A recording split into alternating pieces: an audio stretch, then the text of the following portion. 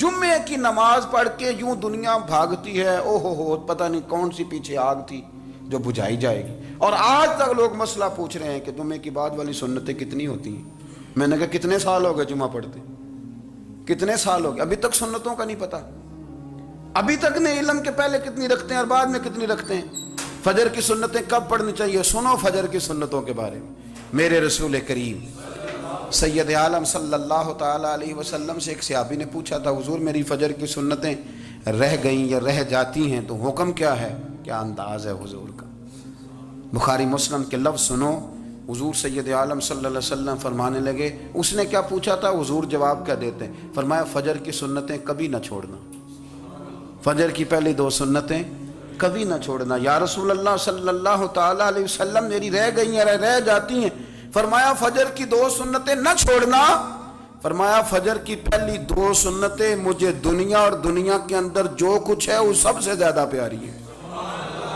فجر کی 2 سنتیں دنیا اور دنیا میں جو کچھ ہے مجھے وہ سب سے زیادہ پیاری ہیں، اس لیے فجر کی سنتیں نہ چھوڑنا۔ اپنا ذوق، اپنی طبیعت، ہم نے نا ذوق غلط بنا لیا ہے۔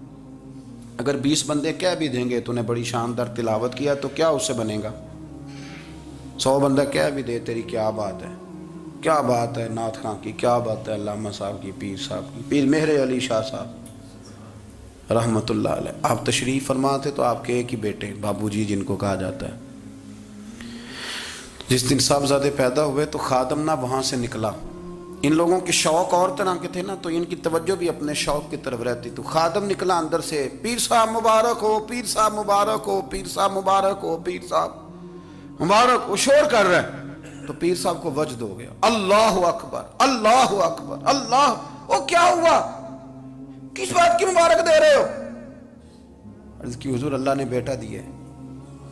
تو آپ فرمانے لگے اچھا حضور آپ کیا ہوا، آپ تو پریشان ہو گئے۔ فرمانے لگے جب تو نے 3 دفعہ کہا نا مہر علی کو مبارک ہو، تو میں سمجھا تھا شاید تجھے کسی نے بتا دیا ہے کہ مہر علی سے اللہ راضی ہو گیا۔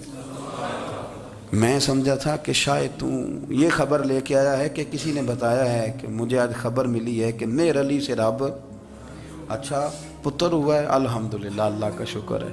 پر میرے لیے مبارک کا دن وہ ہوگا جب میرا رب کہے گا کہ میں مہر علی سے راضی ہوں، میرے محبوب کہیں گے کہ میں مہر علی سے۔